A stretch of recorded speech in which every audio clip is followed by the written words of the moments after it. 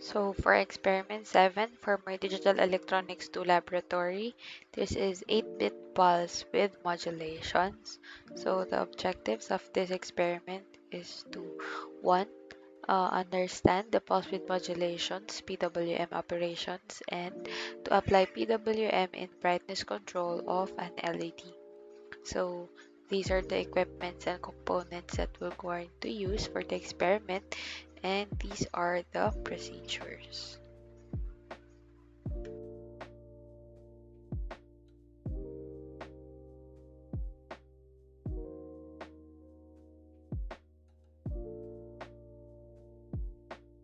So to start on the experiment, we'll need to open the MPLAB XIT application. This is where we're going to write our code and configure the IC.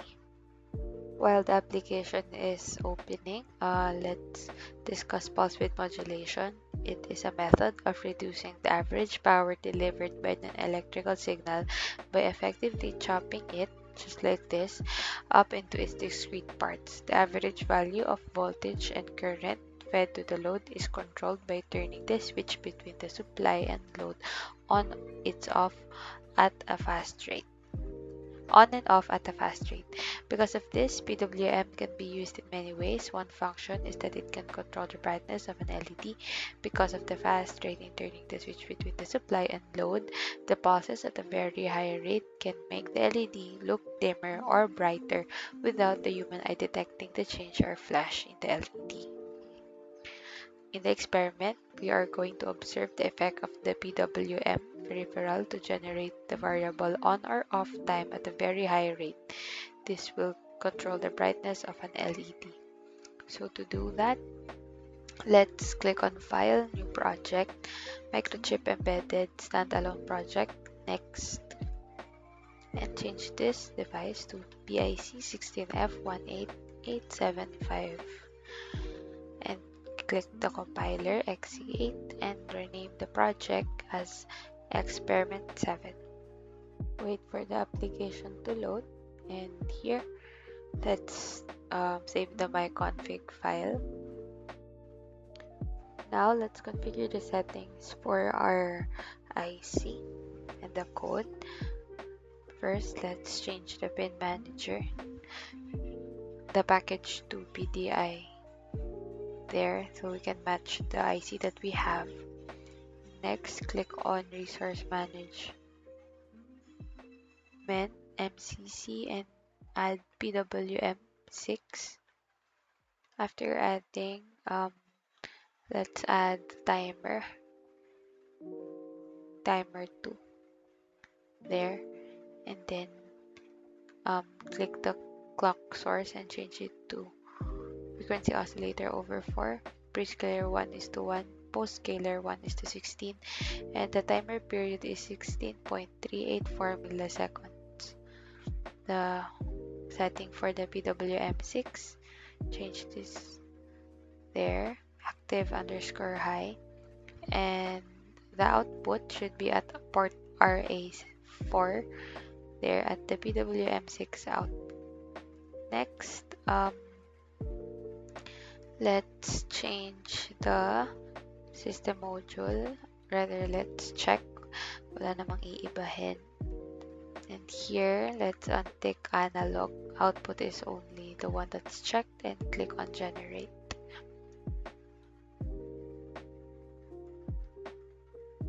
Generation is complete. Open the main C file and the pwm6.c file. There, we're going to get this code, pwm6 underscore initialize, copy that and place it here. And now let's type in our code.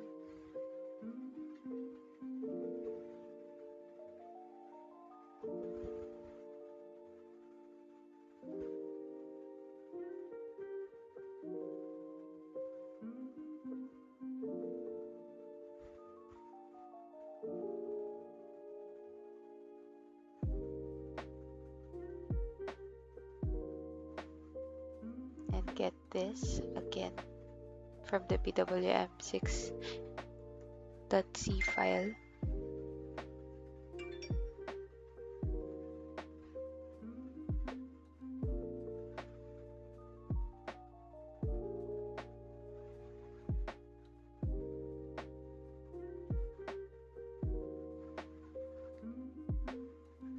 There. After that, click on build if we're done coding.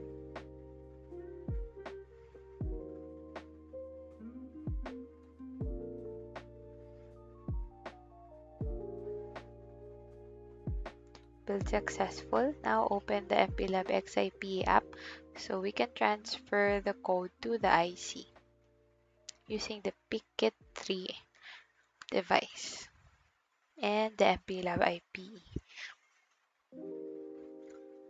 So before we can connect it, what we need to do is change the power settings first. So as you can see here, there will become an error if you do not change the power settings. Let me just show you.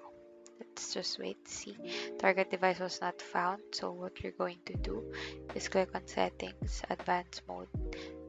Password is microchip and go to power settings. Click on power target device circuit from Picket 3 and change this to 3.125 voltage level. And now we can connect, or we can load our hex file from our project earlier. Let's look for the file name experiment 7, project name rather, this one, this hex file. And now let's click on program.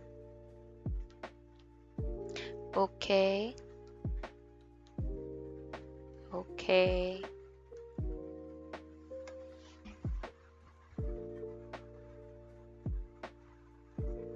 And now let's construct our circuit. So this is the circuit that I made.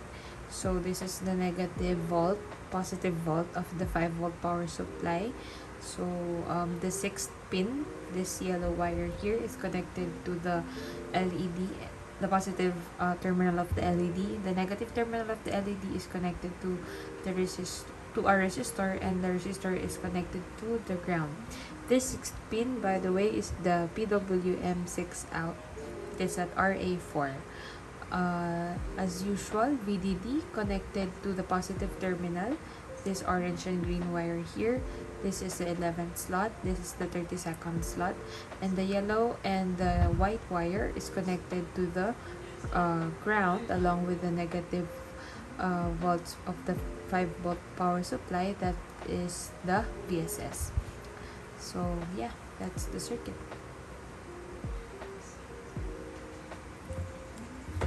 Now let's test the circuit, plugging in the 5 volt power supply.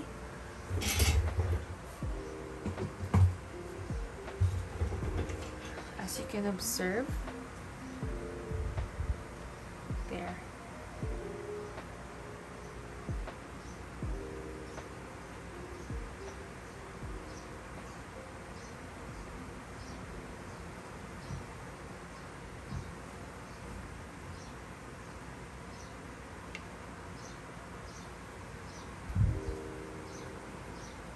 Next, let's change the value in the duty from 10 to 2, and let's build and load the hex file so we can transfer it to the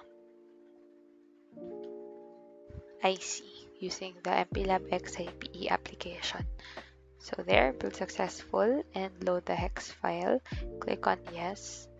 And as we go to the MPLAB XIPE application, this is already the hex file. We already loaded it, so we're good to connect and program the hex file.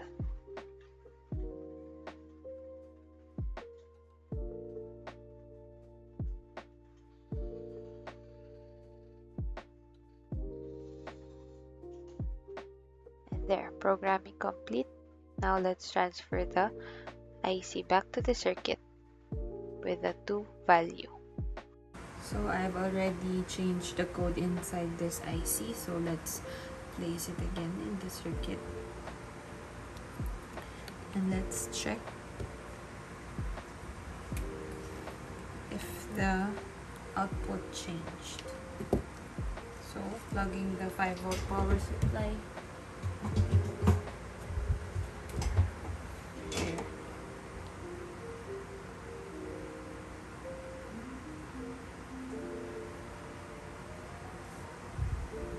As you can see, it is lower because we changed the value of the duty from 10 to 2.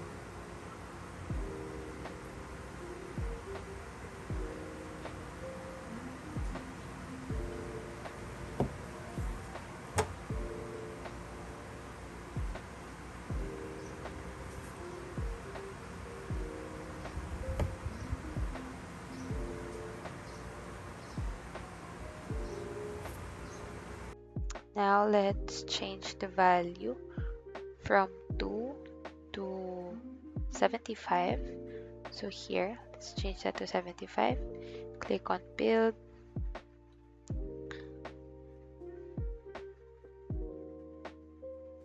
And then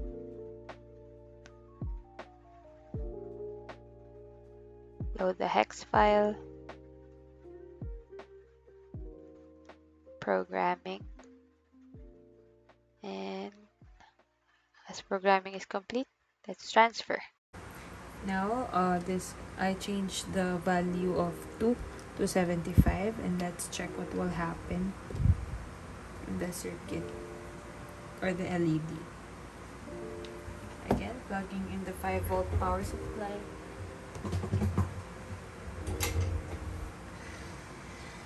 You can see a faster rate.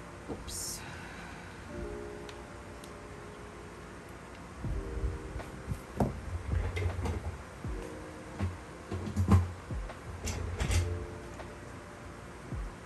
You can observe a faster rate, as you can see.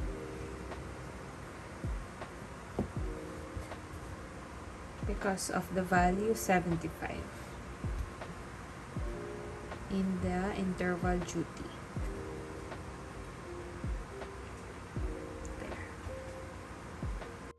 For the conclusion, from the results of the experiment, it can be concluded that PWM and timers can be used to control the brightness of an LED. It was observed from the experiment that the output of the LED is dependent on the increment of the duty cycle equation.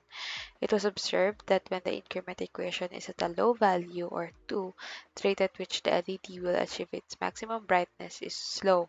And if the value of the increment was set to a higher value, which is 75 in terms of this experiment, the rate at which the LED will achieve its maximum brightness is faster.